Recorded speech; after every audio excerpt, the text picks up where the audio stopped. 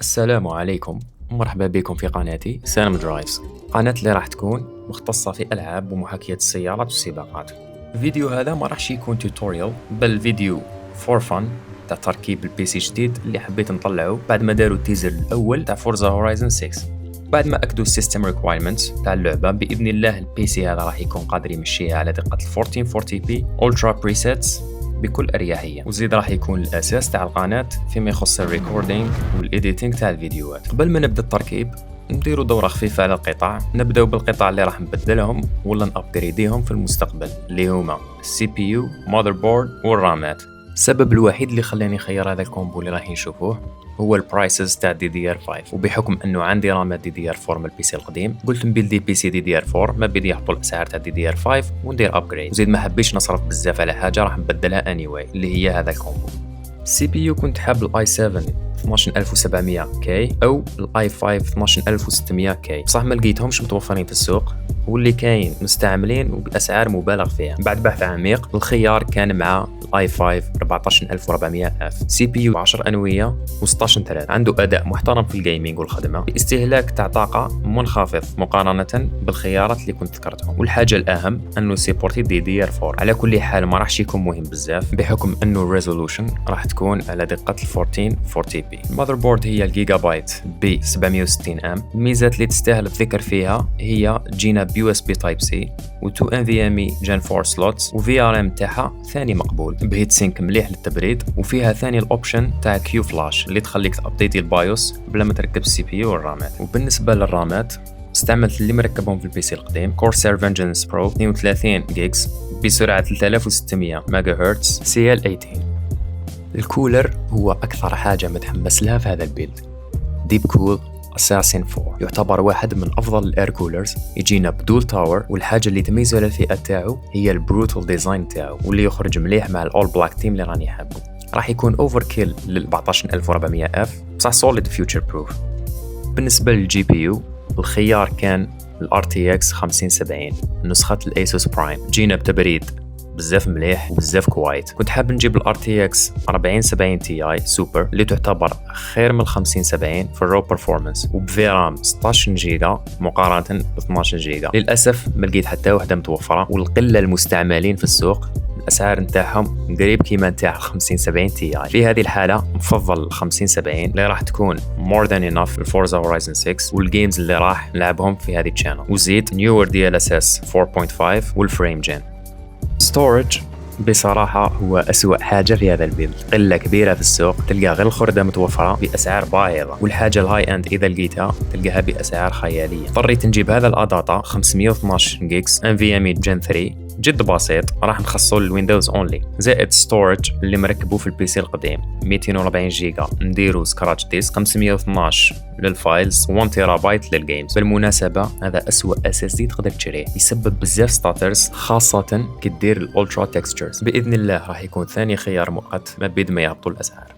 الباور سبلاي رحت مع الكولر ماستر 850 واط جولد V2 ATX 3.0 اللي يجي فيه 12 فولت باور ادابتر. كان من الافضل يكون ATX 3.1 اللي يجي فيه نيتيف 12 فولت باور سبورت، صح كالعاده ما هوش متوفر. اخر حاجه الكيس، جبت الايسوس A21 ARGB من افضل الاير فلو كيسز في الفئه نتاعها، بحكم انه البيلد عباره عن اير كول سيستم، تجينا 4 مراوح 120. في الغالب راح نغيرهم فانز من نوكتوا ولا اركتيك اذا توفروا.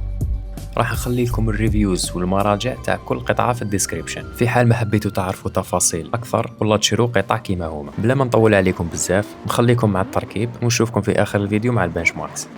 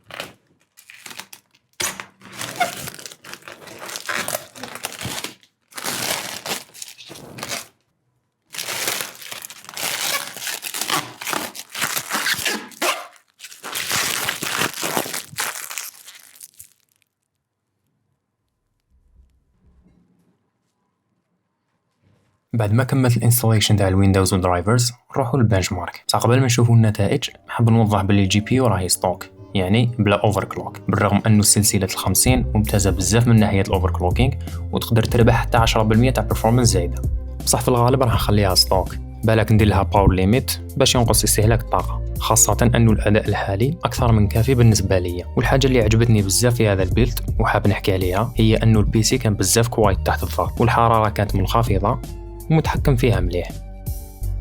نبداو باول لعبه واللي هي ساتو كورسا ايفو، معروف عليها بانها demanding game، مازالها في الايرلي اكسس، يعني ممكن يكون تحسن للبرفورمانس في المستقبل. البنش مارك قسمته لقسمين، الاول على اعلى اعدادات او الماكس بريسيتس، والثاني الاوبتمايز بريسيتس، هو عباره على اعدادات تمدلنا اف بي اس طالع بلا ما راح يكون فرق كبير في جوده الصوره لو نقارنوها بالماكس بريسيتس. في وضع القياده العادي على الماكس بريسيتس نيتيف اللي صراحه يبان خرافي، الاف بي اس كان ما بين 100 حتى 125 على حسب الحلبة ووضعية الرؤية.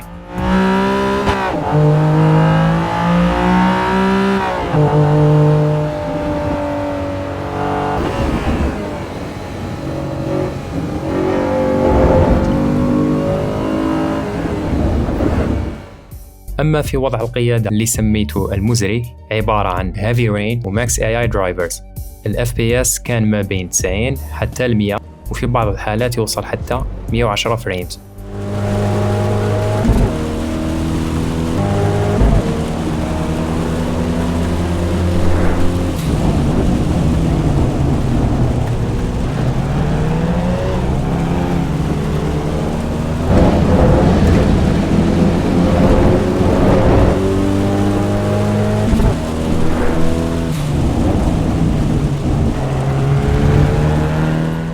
أما بالنسبة للأوبتمايز بريسيتس DLSS، في الكواليتي ال FPS كان ما بين 155 ويطلع حتى 175 في وضع القيادة العادي.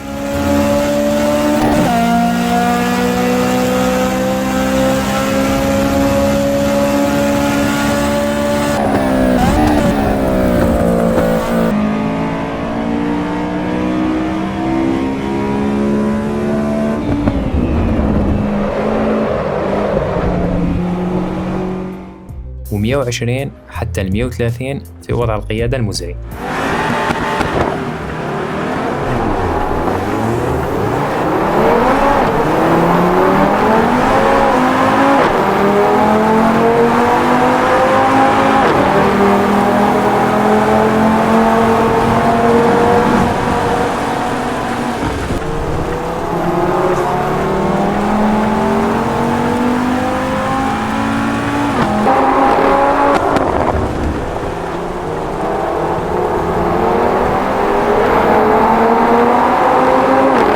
نروحوا للعبة الثانية Assetto Corsa Competizione. على إعدادات الماكس بريسيتس نيتيف قدرت توصل ل 155 حتى 170 فريمز في وضع القيادة العادي.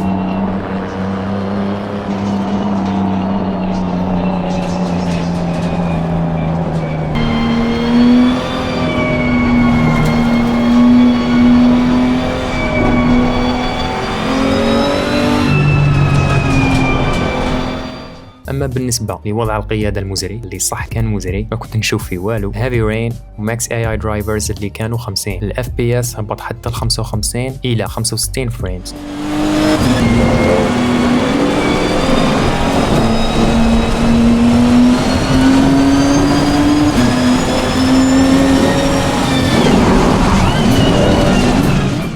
اما على Optimized Presets DLSS Quality قدرت نتحصل على 180 الى 200 فريمز. فرق تاع جودة صعيب جدا انك تلاحظه.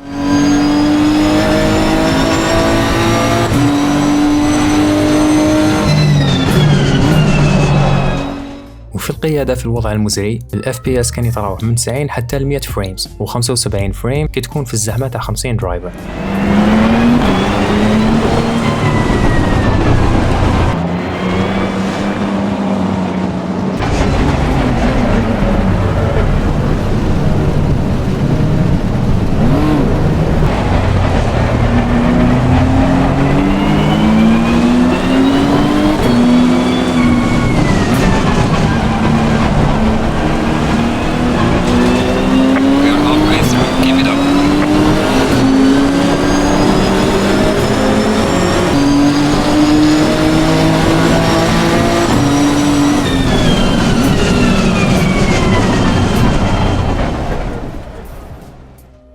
اللعبة الثالثة هي Forza Horizon 4. على إعدادات الإكستريم اللعبة وصلت ل 165 حتى ل 180 FPS كي تكون في الفري روم، و 150 حتى ل 160 في الريسز.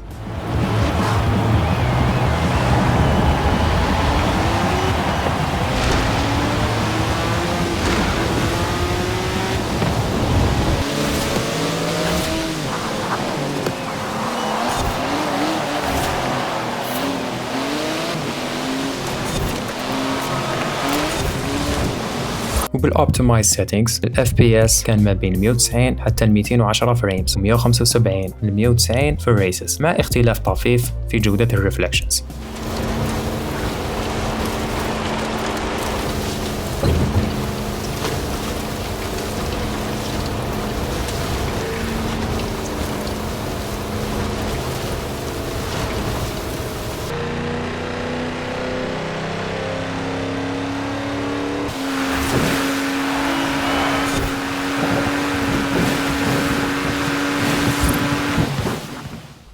اللعبة الأخيرة هي Japanese Drift Master. لعبة جد سيئة من ناحية الأوبتمايزيشن. على أعلى الإعدادات اللعبة قدرت تجيب 65 FPS فقط.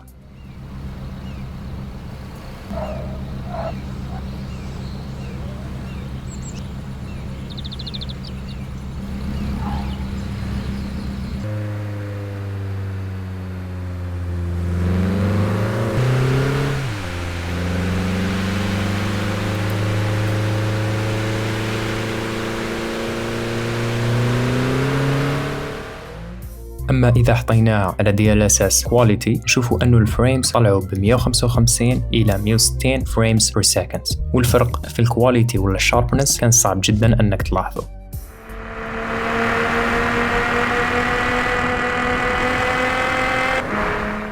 أما إذا استعملنا الفريم جن اللعبة راح توصل حتى 260 إلى 270 فريمز، مرات 320.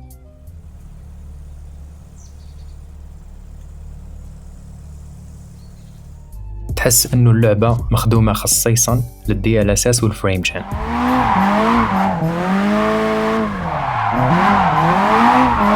وهكذا نكونوا كملنا الفيديو نتاعنا، في انتظار صدور فورزا هورايزن 6 اللي راني داير لها بري اوردر النسخة البريميوم باش نديروا لها تيست ونظرة أولية كيف. نشوفكم في الفيديو الجاي إن شاء الله.